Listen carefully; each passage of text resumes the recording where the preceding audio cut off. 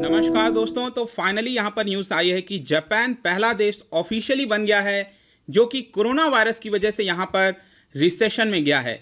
Although यहाँ पर recession में पहले बहुत सारी कंट्रीज गई हैं, लेकिन स्पेसिफिकली यहाँ पर जो कोरोना वायरस का महामारी पूरे विश्व भर में फैला है उसकी वजह से जापान उन बड़ी इकोनॉमीज में से पहला देश बना है जो कि रिसेशन में है। इसका मतलब क्या है, जापान में इतनी ज़्यादा प्रॉब्लम क्यों है, इसके बारे में जानेंगे। चलिए आगे बढ़ते हैं। मैं हूं अंकित अग्रवाल और अपडेट के लिए आप मुझे फॉलो कर सकते हैं इंस्टाग्राम, फेसबुक और ट्विटर पर। मेरे लेक्चर की हर पीडीएफ आपको फेसबुक पर तो मिलेगी ही, प्लस हर एक अपडेट और पीडीएफ के लिए आप मुझसे टेलीग्राम चैनल पर भी ज्वाइन कर सकते हैं by searching Ankit Agarwal official. ध्यान रखिएगा, इसमें 25,000 से ज़्यादा सब्सक्राइबर्स हैं, यही वाला चैनल ज्वाइन करिएगा। और अगर आप यूपीएससी की तैयारी कर रहे हैं तो आपके लिए सुनहरा मौका है। स्टडी IQ लाया है आपके लिए स्मार्ट कोर्सेज, जिसके थ्रू आप अपनी प्रिपरेशन और भी ज़्यादा अच्छे तरीके से कर सकते हैं। तो सबसे पहले हम देखते हैं रिसेशन का मतलब क्या होता है।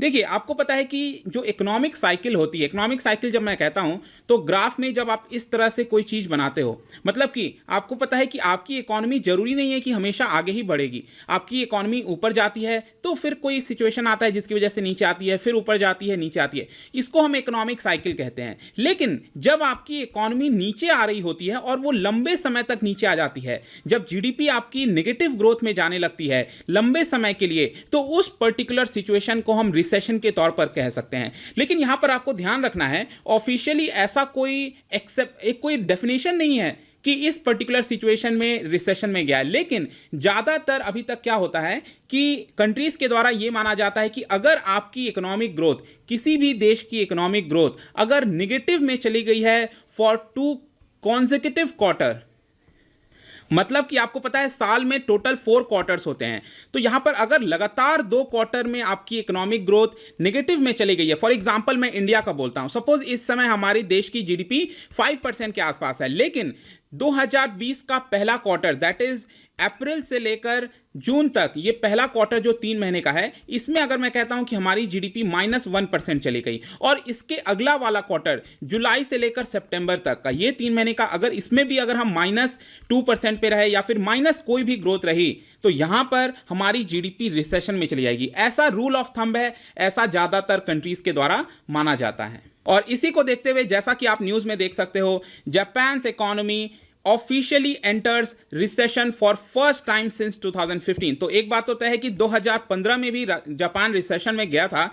इसको मैं आपको अच्छे से ग्राफ के थ्रू दिखाता हूं। आप देखिए, लास्ट का ये जो आप 2 क्वार्टर देख रहे हो, एक क्वार्टर ये है आपका 2019 का 4th क्वार्टर, जो 2019 का 4th क्वार्टर था, क्योंकि बाकी जगह जनवरी से लेकर दिसंबर तक का जो फाइनेंशियल ईयर है वो किया जाता है, लेकिन हमारे देश में अप्रैल से लेकर मार्च का किया जाता है। तो जापान में अगर आप देखिए तो 2019 का जो चौथा क्वार्टर था, दैट इज अक्टूबर, नवंबर, दिसंबर, ये वाले क्वार्टर में -6.4% उनकी जीडीपी गई थी, जीडीपी ग्रोथ गई थी। जीडीपी नेगेटिव नहीं जाती है, जीडीपी ग्रोथ रेट नेगेटिव में जाता है। और जो क्वार्टर 1 गया है अभी 2020 का, दैट इज जनवरी से लेकर मार्च तक, वहां पर उनकी जो जीडीपी ग्रोथ रेट है ये -3.4% गई है। मतलब कि आप देख सकते हो लगातार 2 क्वार्टर में इनकी जीडीपी नेगेटिव में गई है, और इसीलिए कहा जा रहा है कि जापान पहला देश बन गया है जिसकी इकोनॉमी रिसेशन में चली गई है। ठीक है, तो आपको एक और इंपॉर्टेंट चीज यहां पर ऑब्जर्व करने को मिल रही होगी कि ये जो कोरोना वायरस का पेंडेमिक है उसको आप जनवरी से काउंट कर सकते हैं, लेकिन ऐसा क्या कारण था कि ये अक्टूबर, नवंबर, दिसंबर जो 2019 का है वहां पर गई थी। तो एक बहुत ही पेक्यूलियर आपको सिचुएशन दिख रहा होगा कि पहले भी जापान की जीडीपी नेगेटिव में गई थी। इसका मतलब ये हुआ कि जापान क्या है ना, अगर आप देखिए 2008-9 के बाद, ये आप देख रहे हैं ना, 2008-9 में एक क्वार्टर में तो ये करीब 20% के पास पहुंच गया था, नेगेटिव 20%। जस्ट सोचिए, उसके बाद से जापान की जीडीपी अक्सर नेगेटिव में कई बार गई। आप देखिए अगेन 2012-13 में, फिर 2015 का भी आंकड़ा देख सकते हैं यहां पर भी जापान की जीडीपी रिसेशन में गई थी। तो जापान कभी उभर नहीं पाया है 2008-9 के बाद, और लगातार उनकी इकोनॉमी जो है स्टैग्नेंट रही है, बहुत ज्यादा ग्रोथ देखने को नहीं मिला है। और इसी की वजह से हम फर्दर यहां पर एनालिसिस करते हैं। आप देख सकते हो यहां पर ये चार्ट है नॉमिनल जीडीपी का, राइट साइड में चार्ट है ये आपका GDP in PPP terms, that is purchasing power parity. तो नॉमिनल जीडीपी के मामले में जापान की जीडीपी तीसरे नंबर पर आती है, और उसकी जीडीपी करीब $5 ट्रिलियन है। ध्यान रखिएगा, $5 ट्रिलियन।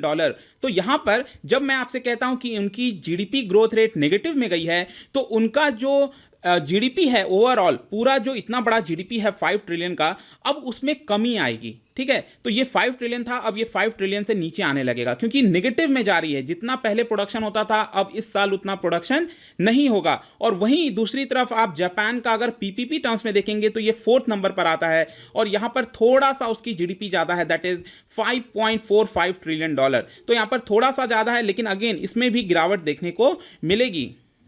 और इसी तरह से आप इंडिया की भी जो नॉमिनल जीडीपी आप देख सकते हैं अराउंड $3 ट्रिलियन, लेकिन पीपीपी टर्म्स में हमारी जीडीपी बहुत ज़्यादा अच्छा करती है, दैट इज 3rd नंबर पर आते हैं हम, अराउंड $11 ट्रिलियन से भी ज़्यादा है। और ज़्यादा जानकारी चाहिए आपको नॉमिनल जीडीपी और जीडीपी इन पीपीपी टर्म्स, ये काफ़ी अच्छे से मैंने one of my best lectures है, आप जाकर इसको देख सकते हैं, आपको काफ़ी कुछ इससे जानकारी मिल जाएगी। अब हम आते हैं कि यहाँ पर जापान में प्रॉब्लम क्या है। देखिए जापान इस समय अगर आप 2 मेन कारण देखिए, डुअल इंपैक्ट आया है जापान में।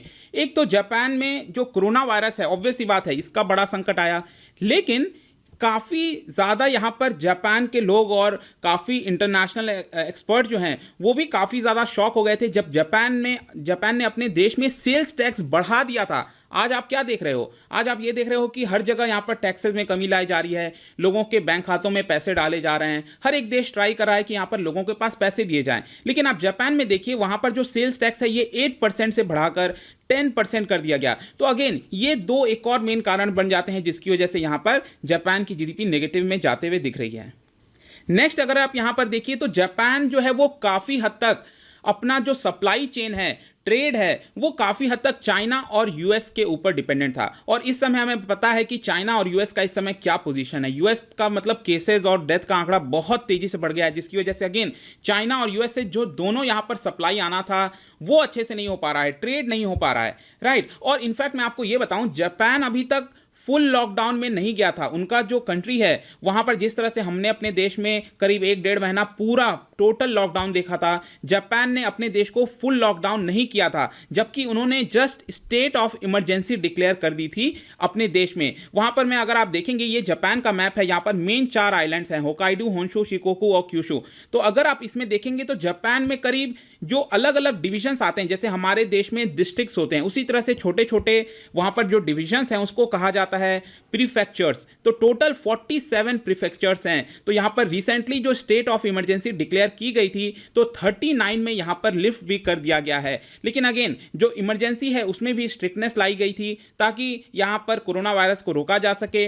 लेकिन फिर भी अगर आप देखिए तो यहाँ पर जापान का जो इम्पैक्ट है इकोनॉमी के ऊपर वो बहुत ज़्यादा आया है। और फर्दर ये माना जा रहा है कि जापान में अगर इतना बड़ा इंपैक्ट है तो डेफिनेट सी बात है आगे चलकर जर्मनी हो गया, फ्रांस हो गया, हर जगह आपको रिसेशन यहां पर देखने को मिलेगा। ऑलरेडी जर्मनी, फ्रांस, चाइना में जो पहला क्वार्टर था वहां पर नेगेटिव ग्रोथ रेट देखने को मिली है, लेकिन जापान में लगातार 2 क्वार्टर में देखने को मिली है। तो डेफिनेट सी बात है जितनी भी बड़ी इकोनॉमीज हैं उनमें आपको रिसेशन आगे आने वाले समय में देखने को मिलेगा। अब बात आती है कि जापान इससे कैसे उभर सकता है। तो पहला तो चीज़ मैंने आपको ये बताया था कि जापान का जो चैलेंजेस है वो अपने आप में बहुत यूनिक है। आपको मैंने ग्राफ के थ्रू शो किया था कि 2008-9 के रिसेशन के बाद जापान उभर नहीं पाया है अपने जो चैलेंजेस हैं उसके थ्रू। यहाँ पर जो यूएस और चाइना है उनकी इकोनॉमी वापस से पटरी पर आ जाती है, लेकिन जापान में जो प्रॉब्लम्स देखने को मिली थी वो लगातार अभी तक चलते आ रही हैं। इनफैक्ट आपको मैं बता दूं जापान काफ़ी हद तक अपना जो ट्रेड है वो एक्सपोर्ट्स पर रिलाई करता है, एक्सपोर्टिंग देश में। अब आप सोच के देखिए अगर वो अपने गुड्स को दूसरे देशों में भेजता है तो दूसरे देशों में अगर डिमांड में कोई कमी आती है तो क्या जापान कुछ कर पाएगा? उसके लिए नहीं कर पाएगा। तो इसी की वजह से जापान में एक और बहुत बड़ा प्रॉब्लम है कि वो बहुत ज़्यादा एक्सपोर्ट पर डिपेंड रहता है। अगेन उसकी वजह से उसकी इकोनॉमी इतनी ज़्यादा सफ़र कर रही है। इनफैक्ट आप देखिए तो जो बड़ी बड़ी कंपनीज हैं कार की, टोयोटा, होंडा, उनके सेल्स में बहुत बड़ी गिरावट आई है रिसेंटली। और यहां पर जापान में एक और बहुत बड़ी चीज है कि टूरिज्म उनका काफी ज्यादा फ्लरिश करता था। ऑब्वियस सी बात है कोरोना वायरस की वजह से वहां पर टूरिज्म नहीं हो पा रहा है, तो अगेन वहां पर इतनी बड़ी गिरावट देखने को मिल रही है। लेकिन इसको देखते हुए फाइनली जापान ने एक निर्णय भी लिया था। रिसेंटली मेरा वीडियो आया था इसके ऊपर कि जापान ने डिसाइड किया था कि वो अपनी जो प्रोडक्शन है उसको चाइना से शिफ्ट करके दूसरे देश ले जाएगा। तो एक तो कदम ये उठा रहा है। दूसरा जो जापान है वो इससे उभरने के लिए करीब 20% ऑफ देयर जीडीपी का उसने पैकेज निकाला है। यहाँ पर आप देख सकते हैं कि पूरे विश्व में जो सबसे बड़ा पैकेज है वो जापान के द्वारा ही निकाला गया। मैंने आपको स्टार्टिंग में बताया था कि जापान की जीडीपी $5 ट्रिलियन की है, तो 20% इसका मतलब $1 ट्रिलियन का उन्होंने पैकेज निकाला है। लेट्स सी कि इसमें आगे क्या प्रोग्रेस देखने को मिलती है, क्या जापान इससे उभर के आ सकता है। लेकिन एक बहुत बड़ा संकेत है कि आगे आने वाले समय में पूरे विश्व में यहाँ पर जो रिसेशन है वो काफ़ी ज़्यादा आते हुए देखने को मिलेगा। तो आई होप कि यहाँ पर आपको जापान की जो रिसेशन था इसके बारे में कुछ जानने को मिला होगा। यहाँ पर मेरा 1000 MCQ इकोनॉमी का जो कोर्स है वो लॉन्च हो चुका है। जितने लोग मुझसे इकोनॉमी पढ़ना चाहते थे, जो स्टैटिक पार्ट है, इसको मैं यहाँ पर 1000 मल्टीपल चॉइस क्वेश्चंस के थ्रू कराऊंगा, ताकि आप अगर रिवीजन कर रहे हो, किसी भी एग्जाम की तैयारी कर रहे हो, यहाँ पर अगर आपको कॉन्सेप्ट समझना है तो MCQ के माध्यम से सब कुछ यहाँ पर क्लियर हो जाएगा आपका। अगर आपको जानकारी चाहिए तो आप डायरेक्टली ऐप पर जाइए, वहाँ पर सैम्पल वीडियो भी डाला है मैंने, जो पहला जो सेट है 10 क्वेश्चंस का, वहाँ पर आप जाकर देख सकते हो। यहाँ पर मेरा डेली UPSC MCQ कोर्स भी चलता है, आप उसको परचेज कर सकते हैं। किसी भी इंक्वायरी के लिए आप मुझसे डायरेक्टली इंस्टाग्राम पर जुड़िए, यहाँ पर मैं आपकी इंक्वायरी सॉल्व करूँगा। और यहाँ पर मेरे वीडियो की भी प्लेलिस्ट मिल जाएगी, यहाँ पर डेली मैं एक MCQ भी डालता हूँ, आप जाकर खेल सकते हैं। मिलता हूँ आपसे next time, till then thank you very much, see you soon.